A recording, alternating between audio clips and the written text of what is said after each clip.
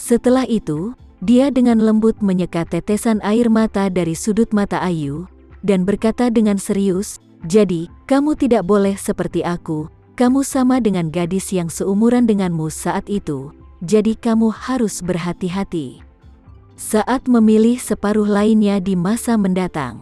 Jangan mengambil jalan seperti ibu, ada banyak jenis pria di dunia ini, tinggi, pendek, gemuk, kurus, putih, hitam, miskin, dan kaya.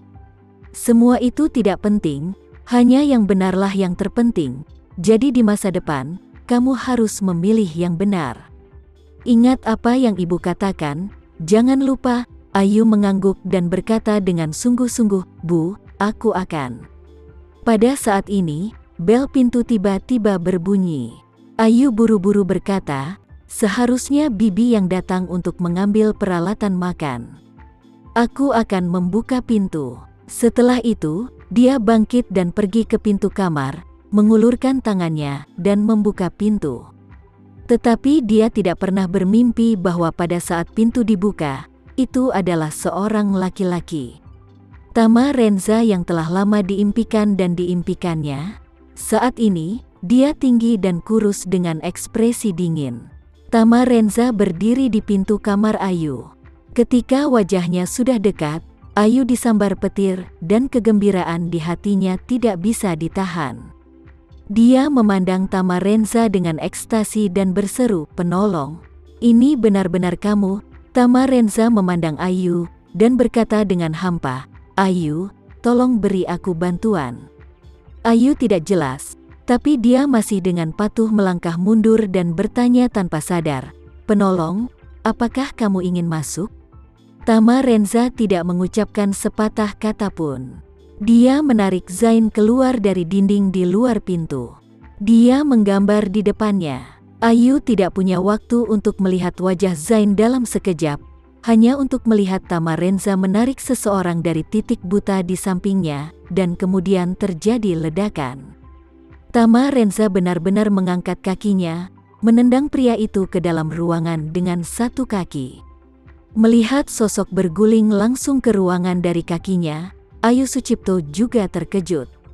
Namun, dia tidak peduli untuk melihat siapa pria yang berguling-guling di dekat kakinya. Sebaliknya, dia memfokuskan semua perhatiannya pada wajah Tama Renza. Melihatnya benar-benar berdiri di depannya, seluruh tubuh Ayu Sucipto sepertinya telah ditangkap sepenuhnya olehnya dalam sekejap. Kerinduan berhari-hari pada saat ini seperti mata air, dari hatinya, langsung ke rongga matanya. Segera setelah itu, berubah menjadi tetesan air mata seukuran kacang dan mengalir ke bawah. Dia berlutut di tanah hampir tanpa berpikir, dan berkata dengan suara tercekik, "Terima kasih penolong karena telah menyelamatkan hidupku 2 kali. Terima kasih dermawan karena telah menyelamatkan saudara laki-lakiku, dan terima kasih dermawan karena telah menyelamatkan ibuku." Tama Renza menunjuk kosong ke hidung bengkak di tanah tidak jauh dari sana. Zain dengan dingin berkata, "Jangan terburu-buru berterima kasih, kamu lihat siapa dia." Mendengar ini, Ayu Sucipto tanpa sadar berbalik dan melihat sekeliling, dan seluruh orang disambar petir.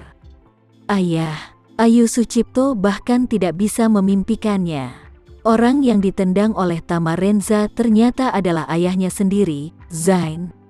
Saat ini, Zin juga benar-benar bingung. Ayu telah hilang, meskipun lelaki tua itu menduga bahwa itu mungkin dilakukan oleh Master Jepang, tetapi Zain tidak memahami lapisan misteri ini. Penilaiannya tentang hidup dan mati Ayu awalnya setengah informasi, tetapi dia tidak menyangka bahwa Ayu benar-benar hidup. Apalagi, itu di hotel keluarga Renza. Zain beberapa kali disiksa oleh jiwa Tama Renza barusan, dan seluruh orang merasa sangat bersalah terhadap kedua putrinya. Sekarang Ayu masih hidup, dia menangis, "Ayu, Ayu, kamu benar-benar masih hidup. Maafkan ayah nak." Saat ini, Lina dengan ekspresi kaget sudah datang ke sisi Zain. Dia menatap Zain dan kemudian menatap Tama Renza di pintu. Seluruh orang tiba-tiba merasa seperti dunia yang jauh. Tama Renza benar-benar sangat mirip dengan Cahya Renza. Berdiri di depan Lina membuatnya merasa seperti kembali 30 tahun yang lalu. Tiba-tiba, dia kembali ke saat dia mencintai Cahya Renza dan bermimpi menikah dengannya. Pada saat ini, Zain melihat Lina Hadid berjalan keluar, dan seluruh orang itu bahkan lebih disambar petir. Dia melihat ke arah Lina Hadid dan tanpa sadar berkata, "Lina, kamu juga hidup." Lina terbangun oleh suara ini. Dia pulih dari ingatan. Kemudian dia menatap Zain Sucipto dan melihat wajah Zain Sucipto yang berusia 50-an. Dia kembali ke kenyataan dari mimpinya. Dia menatapnya, ekspresi dan matanya begitu tenang sehingga hati Zain bingung. Kemudian, dia berkata dengan nada tenang yang sama, "Zain, setelah begitu banyak hal, perjanjian perceraian dapatkah kamu menandatanganinya?" Zain merasa malu dan tercekik. "Aku menandatanganinya dan menunggumu kembali, jadi aku segera menandatanganinya." Lina Hadid menghitung dan mengangguk, dan berkata, "Setelah kamu selesai menandatangani, tidak akan ada apa-apa antara aku dan kamu. Jelas, aku tidak akan mengejar semua hal yang terjadi sebelumnya." Zain Sucipto berkata dengan air mata di wajahnya, "Lina, penculikan dan kecelakaan mobil diatur oleh ayah sendiri, dan itu tidak ada hubungannya denganku." "Aku tahu." Lina Hadid sedikit tersenyum, "Jika kamu sudah menikah, aku tahu kamu akan membenciku. Tapi kamu mungkin tidak benar-benar bisa membunuh." Ayu bergegas ke Zain saat ini dan berkata, "Ayah, mengapa kakek melakukan ini? Kenapa dia membunuh ibuku?" Zain berkata dengan sangat malu, "Kakekmu, gaya perilakunya seperti ini. Dia hanya ditujukan pada ibumu, bukan kamu, tapi dia tidak menyangka kamu juga berada di tempat yang sama." Ayu melontarkan amarah, "Apa perbedaan antara menargetkan ibuku dan menargetkanku? Dia membuat orang untuk membunuh ibuku, bukankah dia memikirkannya? Setelah itu, akankah aku tidak menemukannya untuk membalas dendam di masa depan?" Zain Sucipto tidak bisa berkata-kata. Setelah ragu-ragu untuk beberapa saat, dia menghela nafas dan berkata, "Apa yang bisa aku lakukan?" "Kakekmu berkata, aku akan ke Australia dalam semalam." Dia mengatakan sepatah kata lagi, "Aku kembali dari Australia dalam semalam." Dia memiliki semua sumber daya keluarga Sucipto di bawah kendalinya, dan semua orang di keluarga Sucipto telah diperankan olehnya. Ayu Sucipto bertanya dengan marah, "Raya juga putrimu? Tubuhnya yang tidak ditemukan sekarang adalah hadiah dari kakek. Ibuku dan aku hampir mati di Jakarta. Itu juga dorongannya di belakang layar. 3 orang dan 3 nyawa. Bukankah cukup bagimu untuk membalas kami?" Zain merasa malu dan malu. Dia menutupi wajahnya dengan kedua tangan dan menangis dengan getir. Aku juga memikirkan itu. Tapi apa yang bisa aku lakukan? Tinggalkan keluarga Sucipto dan putus dengan kakekmu.